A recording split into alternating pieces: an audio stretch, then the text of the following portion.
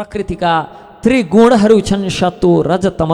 यी तीन गुणलाई स्वीकार गरेर सृष्टिको संसारको सृष्टि पालन र संहार गर्ने एकै परमात्मा परमेश्वर श्रीकृष्ण चन्द्रले ब्रह्मा विष्णु र रुद्रका रूपमा तीन स्वरूप धारण गर्नुभएर तीन रूपमध्ये मनुष्यको वास्तविक कल्याण छ सत्व धारण गर्ने भगवान विष्णुको उपासनाबाट मात्रै सम्भव छ। जसरी पृथ्वीको विकार दाउराभन्दा धुवाँ र धुवाँभन्दा अग्नि श्रेष्ठ हुन्छ, त्यसै गरी तमोभन्दा रजो अनि रजोभन्दा सत्व श्रेष्ठ मानिन्छ।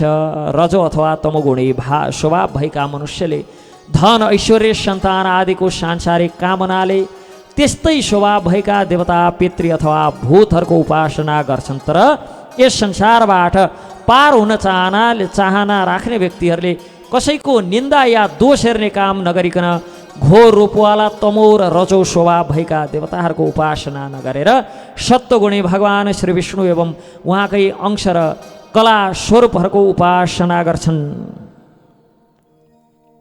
जो व्यक्तिहरू भगवत प्राप्ति गर्न चाहन्छन् तिनले नित्य रूपमा तस्मादेकेन मनसा भगवान सात्वतां पते श्रोतव्य कीर्तितव्यश्च ध्येयः पूज्यश्च नित्यदा।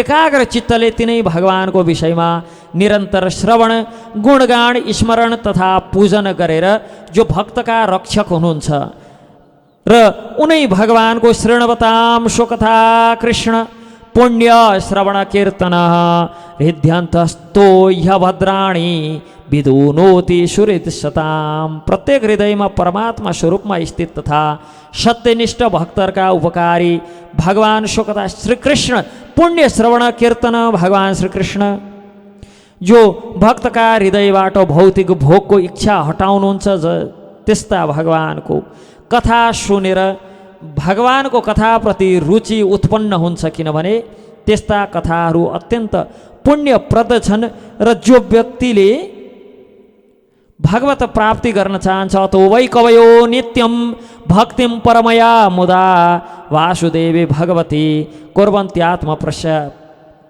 प्रसादनिम्। वासुदेवे परा वेदा वासुदेव परामखा वासुदेव परा योगा वासुदेव परा क्रिया वासुदेव परम ज्ञानम वासुदेव परम तप वासुदेव परो धर्मो वासुदेव परा गति। शास्त्रमा ज्ञानको परम उद्देश्य भगवान श्रीकृष्ण भनेर बताइएको छ। यज्ञका उद्देश्य उनै श्रीकृष्णको वासुदेव परामखा वासुदेवलाई नै खुसी गराउनु हो। वासुदेव परा योग वासुदेवको साक्षात्कारका लागि हो। वासुदेव परा क्रिया सारा कर्म तथा वासुदेव प्राप्तिका लागि हो। वासुदेव परम ज्ञानम सारा ज्ञान वासुदेव प्राप्तिका लागि हो। वासुदेव परम तप अनेक कठिन तपस्याहरू पनि वासुदेवलाई जान्न बुझ्नका लागि हो। वासुदेव परो धर्मो वासुदेव परा गति। भगवान वासुदेवको प्रेममय सेवा गर्नु नै प्रेमपूर्ण सेवा नै पर धर्म हो भने वासुदेव परा गति। जीवको परम गति पनि केवल श्री वासुदेवलाई प्राप्ति गर्नुमै छ। जीवको परम लक्ष्य पनि श्री वासुदेव नै हुनुहुन्छ। यस प्रकार श्री वासुदेवलाई प्राप्त गर्नु नै जीवनको परम लक्ष्य भएको विषयको निरूपण गर्दै आजको कथा प्रसङ्ग वासुदेव परा वेदा वासुदेव परामखा वासुदेव परा योगा वासुदेव परा क्रिया वासुदेव परम ज्ञानम वासुदेवं परम तपः वासुदेव परो धर्मो वासुदेव परा गति। वासुदेव परा वेदा शास्त्रोक्त जो ज्ञान छ परम उद्देश्य भगवान श्रीकृष्ण श्री वासुदेवजी हुनुहुन्छ। वासुदेव परामखा यज्ञ आदिका उद्देश्य भगवान श्रीकृष्णचन्द्रलाई प्रसन्न गराउनु, उहाँलाई प्राप्त गर्नु। वासुदेव परा योगा, योगको परम लक्ष्य श्री वासुदेव श्री कृष्णचन्द्र हुनुहुन्छ। वासुदेव परागृह, सारा कर्म अन्ततः वासुदेवको प्रसन्नता हेतु वासुदेवको साक्षात्कार गर्नका लागि हुनुपर्छ। वासुदेव परम ज्ञानम, वासुदेव नै परम ज्ञान हुनुहुन्छ र वासुदेव परम तपः, सम्पूर्ण प्रकारका तपस्या श्री वासुदेव प्राप्ति हेतु नै हुनुपर्दछ। वासुदेव परो धर्म वासुदेव पराः गति, कि सम्पूर्ण धर्मका सिद्धान्तहरू वासुदेव श्रीकृष्णचन्द्रको प्राप्तिका लागि हो। प्रेमपूर्ण सेवा गर्नु नै वास्तवमा वासुदेवको श्रीकृष्णचन्द्रको परम धर्म हो। र वासुदेव परागति, वासुदेव श्रीकृष्णचन्द्र नै परम गति हुनुहुन्छ। तया विलसितेष्वेषु, तया विलसितेष्वेषु गुणेषु गुणवानिव अन्तःप्रविष्टाभाति विज्ञानेन विजृम्भितः। जब यो सृष्टिका आदि सृष्टिकर्ता भगवान श्रीकृष्णचन्द्र जब भौतिक पदार्थ उत्पत्ति गर्नुहुन्छ, तब भगवान श्री वासुदेव आफ्नो विस्तार गरेर विस्तारित रूपमा यी सबै कण कणमा प्रवेश गर्नुहुन्छ। यद्यपि भगवान प्रकृतिका गुणबाट रहित हुनुहुन्छ, फेरि पनि प्रकृतिको गुणमा रहँदै जीवको उत्पन्न यो सृष्टि स्थिति प्रलय आदिमा लाग्नुहुन्छ, तर सधैँ आफ्नो दिव्य पदमा पूर्णतया आलोकित पनि रहनुहुन्छ। इस प्रकार चर्चा गर्दै जाँदा सुतजी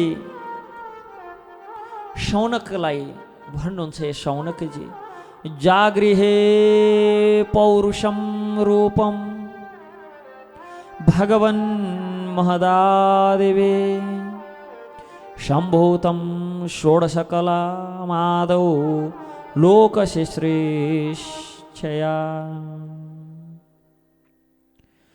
सृष्टिको सुरुमा भगवानले लोक आदिको रचना गर्नुभयो। लोक आदिको रचना गर्ने इच्छाले सङ्कल्पले विराट रूप धारण गरेर जलमा शयन गर्नुभयो।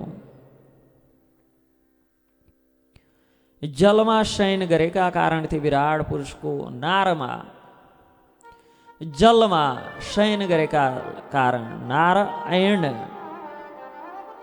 त्यो जलमा शयन गरेका कारण तिनै विराट पुरुषलाई नारमा शयन गरेका कारण नारायण भनेर चिनियो। र ती भगवान श्री नारायणको नाभि सरोवरबाट कमलको फूल उत्पन्न भयो, जस कमलमा लोकपिता ब्रह्मा पैदा भएर विराट स्वरूप भगवानकै अङ्ग प्रत्यङ्गमा समस्त लोकहरूको रचना गर्नुभयो। त्यो नाभिबाट जो उत्पन्न कमलमा, नाभि कमलमा उत्पन्न त्यो ब्रह्मा अयोनिज भएका कारण, कमलमा स्वत प्रकट भएका कारण स्वयम्भू, कुनै भ्रूणबाट प्रकट नभएर स्वयं प्रकट भएका कारण स्वयम्भू भनेर पनि ती ब्रह्मालाई चिनिन लाग्यो।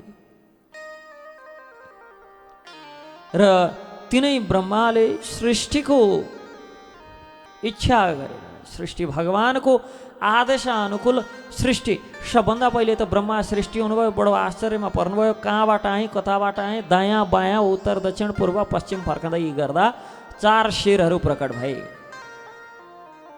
कहाँबाट कताबाट प्रकट भए, कसरी म यहाँ आएँ त्यो बुझ्नका लागि दायाँ बायाँ चारैतर्फ हेर्दा चारै दिशामा केही नदेखे पछाडि त्यो ब्रह्मको नालबाट छिर्न लाग्नुभयो, खोज्न भनेर लाग्नुभयो। त्यो अन्धकारमा ओह्रालो झर्दै झर्दै झर्दै झर्दै गर्दाखेरि स्रोत पत्ता लगाउन नसके पछाडि पुनः कमलमा आसन जमाएर के गर्ने कसो गर्ने विचार गर्दै गर्दा तपह, यस प्रकार आवाज सुन्नुभयो ब्रह्माले। तप आवाज सुने पछाडि अहो तपस्या गर्ने आदेश भयो। यति विचार गरेर तपस्यामा बस्नुभयो र 100 वर्षको तप पश्चात भगवत साक्षात्कार भयो र भगवत साक्षात्कारको सत कृपाले सृष्टिमा लाग्नुभयो। सृष्टिमा लाग्नुभयो, सृष्टि क्रममा। र सृष्टि गर्दाखेरि लोकपिता ब्रह्माले उनै विराट रूप भगवानको अङ्ग प्रत्यङ्गमा समस्त लोक आदिको रचना गर्नुभयो। विराट रूप भनेको भगवान् श्री नारायण हुनुहुन्छ। यही रूपबाट भगवान्ले अनेक अवतार आदि लिनुभयो। आफ्ना साना साना अंश आदिबाट देवता, पशु, पक्षी, मनुष्य आदि अनेक जीवहरूको सृष्टि गर्नुभयो भगवान्ले। सबैभन्दा पहिले यहाँ सुतजी भगवानका 24 अवतारको अब वर्णन गर्नुहुन्छ, जसलाई संक्षेप रूपमा अहिले श्रवण गर्छौँ र 24 अवतारको वर्णन फेरि पुनः अर्को स्कन्धमा आउँछ, द्वितीय स्कन्धमा। त्यसबेला विस्तारपूर्वक श्रवण गर्नेछौँ। भगवान श्रीहरिले उनै नारायण भगवान श्री कृष्णचन्द्रले पहिलो अवतारको रूपमा कुमार सर्गमा सनक, सनन्दन, सनातन र सनत कुमार आदि 4 ऋषिहरूको अवतार ग्रहण गरेर अखण्ड ब्रह्मचार्य व्रत पालन गर्नुभयो। अनि दोस्रो अवतारका रूपमा रसातलमा डुबेकी पृथ्वीलाई उद्धार गर्न वराह रूप धारण गर्नुभयो। कि ब्रह्माले सृष्टि क्रमका लागि भनेर, सृष्टि गर्नका लागि भनेर जब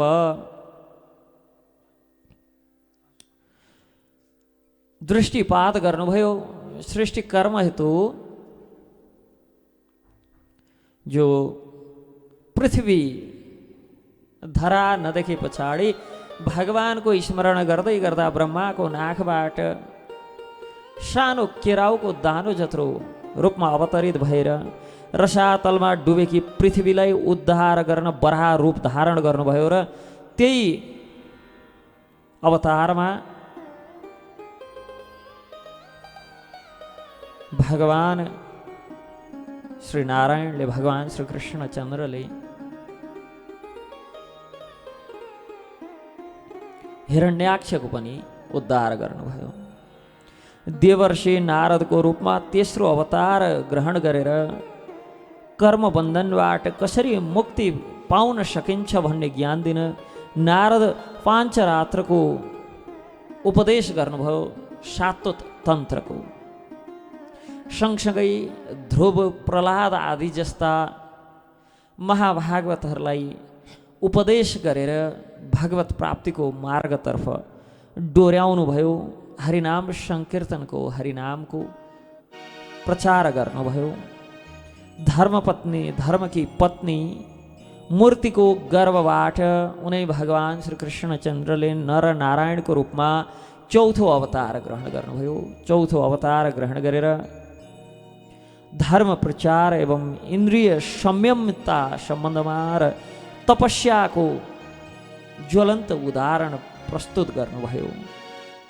अनि सांख्य शास्त्रको ज्ञान दिनका लागि कपिलका रूपमा भगवान श्री कृष्णचन्द्र 5औं अवतारका रूपमा अवतरित हुनुभयो। अलर्क एवं प्रहलाद आदिलाई ब्रह्मज्ञानको उपदेश गर्ने दत्तात्रेयको रूपमा 6औं अवतार ग्रहण गर्नुभयो। दत्तात्रेय, चन्द्र र दुर्वासाका रूपमा ब्रह्मा, विष्णु र महेशको अवतरण भयो।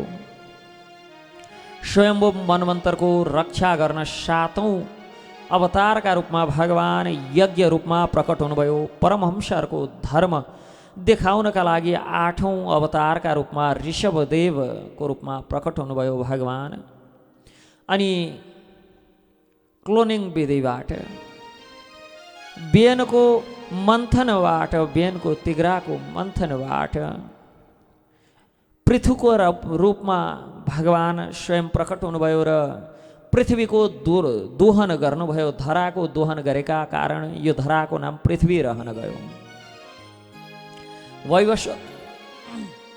वैवस्वत मनु र सम्पूर्ण बीजको रक्षा गर्नका लागि, औषध आदिको रक्षा गर्नका लागि 10औं अवतार भगवानले मत्स्य अवतारका रूपमा अवतरित हुनुभयो। समुद्र मन्थनको बेला 3टा अवतारहरू भए। समुद्र मन्थनको समयमा मद्राचल पर्वत धारण गर्न 11औं अवतारका रूपमा कुर्म अवतार कश्यप रूपमा आउनुभयो। 12औं अवतार लिएर आयुर्वेदका प्रवर्तकका रूपमा धन्वन्तरी हातमा कलश धारण गरेर प्रकट हुनुभयो भने दुष्टहरूलाई मोहित गर्नका लागि, सज्जनहरूलाई अमृत पिलाउनका लागि भनेर 13औं अवतारका रूपमा भगवानले मोहिनी अवतार धारण गर्नुभयो। हिरण्यकश्यपको नाश गराएर प्रहलादको रक्षा गर्नका लागि 14औं अवतारका रूपमा भगवान श्री नरसिंहदेवको रूपमा अवतरित हुनुभयो। जो नरसिंहदेवको मन्दिर पुनर्निर्माण गर्न हामी पनि कथा गर्दैछौँ। भक्त बलिमाथि कृपा गर्न भनेर इन्द्र आदिलाई स्वर्ग आदि लोक फिर्ता गर्नका लागि भनेर 15औं अवतारका रूपमा भगवान वामनको रूपमा आउनुभयो भने अभिमानी शासकहरूलाई नाश गर्न र धर्मको पुनस्थापना गर्न भनेर 16औं अवतारको रूपमा परशुराम अवतार भयो। वेद पुराणको विस्तार गर्न 17औं अवतारका रूपमा स्वयं भगवान श्री कृष्णचन्द्र व्यासका रूपमा अवतरित हुनुभयो भने भगवान नारायणले रावणको वध गर्न 18औं अवतारका रूपमा श्री रामचन्द्रका रूपमा आउनुभयो। यस प्रकार द्वापर युगमा स्वयं भगवान श्री कृष्णचन्द्र आफ्ना अंश श्री बलरामका साथमा अवतरित हुनुभयो। तत्पश्चात कलियुगमा भगवान धर्म विरोधीहरूलाई समेट्न र तिनलाई सत्मार्ग प्रदान गर्न बुद्धका रूपमा प्रकट हुनुभयो। कलियुगको अन्तमा 22औं अवतारका रूपमा कल्की अवतार हुनेछ भने यसबाहेक भगवानको नाभि कमलमा उत्पन्न भएका ब्रह्मालाई र प्रश्न गर्दाखेरि 4 कुमारले ब्रह्माले उत्तर दिन नसक्दा भगवान हंस अवतारमा आएर 4 कुमारको शङ्का निवारण गर्नुभयो भने हयग्रीवका रूपमा अवतार ग्रहण गरेर हयग्रीव नाम गरेकै दैत्यबाट वेद आदिको उद्धार गरेर ब्रह्मालाई प्रदान गर्नुभएको चर्चासँगै भगवानका 24 अवतारको वर्णन आउँछ, जसलाई हामीले विस्तारपूर्वक भागवतमा अगाडि सुन्दै जान्छौँ, अगाडि श्रवण गर्दै जान्छौँ। यते चांशकला पुंसं कृष्णस्तु भगवान् स्वयं इन्द्रारि व्याकुलं लोकं मृडयन्ति युगे युगे। सम्पूर्ण 24 आदि अवतारको वर्णन गरिसके पछाडि सुतजी शौनक आदि ऋषिलाई भन्नुहुन्छ, यते यी सबै च अंश कला, एते च अंश कला पुंसं कृष्णस्तु भगवान् स्वयं। यति जति वर्णन गरियो छ यी सबै अंश र कलाहरू कसका? कृष्णस्तु भगवान् स्वयं, स्वयं भगवान श्री कृष्णचन्द्रका अंश र कलाहरू हुन्। यी सारा अवतारहरू भगवान पूर्णांशका अंशांश हुन्, तर कृष्णस्तु भगवान् स्वयं, श्री कृष्णचन्द्र स्वयं भगवान हुनुहुन्छ।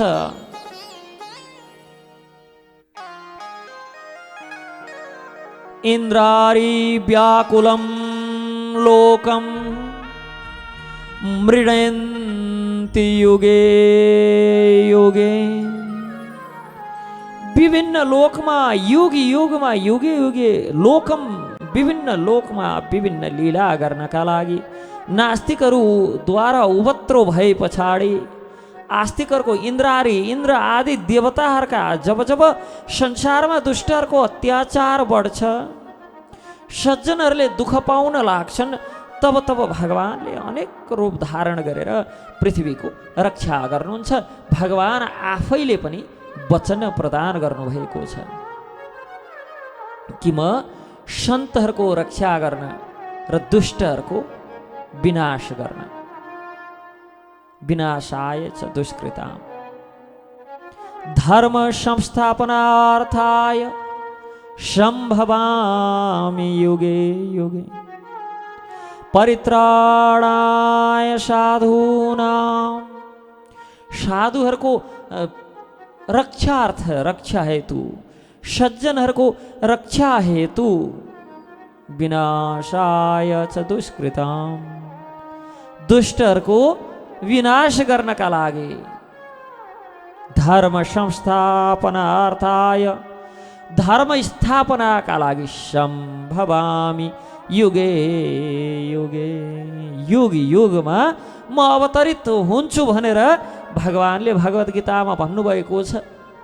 र ती कसरी युग युगमा आउनुहुन्छ त भन्दा यी 24 अवतारको वर्णन गरे पछाडि भागवतमा एते चांशकला पुंसं कृष्णस्तो भगवान् स्वयं इन्द्रारि व्याकुलं लोकं मृडयन्ति युगे युगे।